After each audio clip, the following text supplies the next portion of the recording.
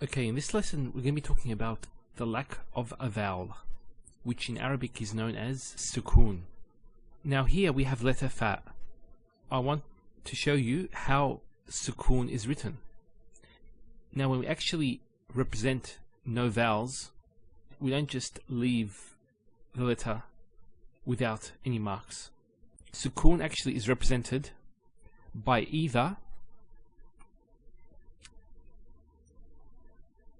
like a small circle on top, or with this mark here. So you'll find both used. Now let's look at some examples. So if you remember the last video, we went through these words and I transliterated the words into Arabic. That's cat, both in Arabic and English. Now here we have haraka there with the kaf, and then notice there's actually a stop on the letter T. So we say cat. So the T doesn't have any vowel associated with it. It's actually just a stop on the T. So in this case, we would actually put a sukoon there. Cat. If we gave it actually a mark, for example, the fatha, it'd be kata, or katu, or kati. Similarly, the word back. So it's back. So there's a sukoon there as well. And we have the word book. Same thing. Book is sukoon there. Now I also want to mention, so here the sentence reads خرج الرجل من البيت, and you stop there.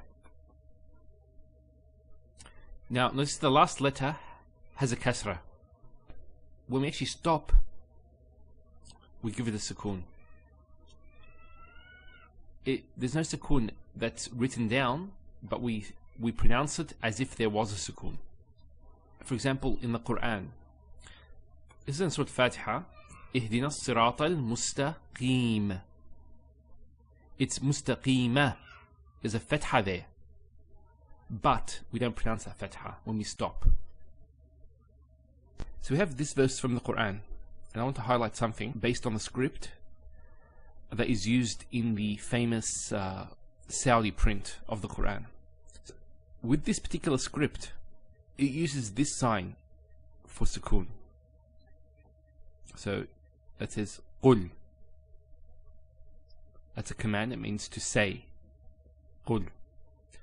So it's written like that. Then we have here another sukoon, and there's another sukoon there. Now one thing to note, if you go a bit further on, we find this. Remember we said that sukoon can also be represented by this sign here, by this, it's like a circle. This circle in the Mus'haf is not a sukoon. It doesn't represent a sukoon. And you actually find two types of these circles. One of them is like a normal circle, and one of them is more like a long circle, like that. Both of these are used in the Mus'haf to represent tajweed rules. Now, outside of the Quran, you'll find that a sukoon can be represented by an O. وصلى سيدنا محمد وعلى آله وصحبه وسلم.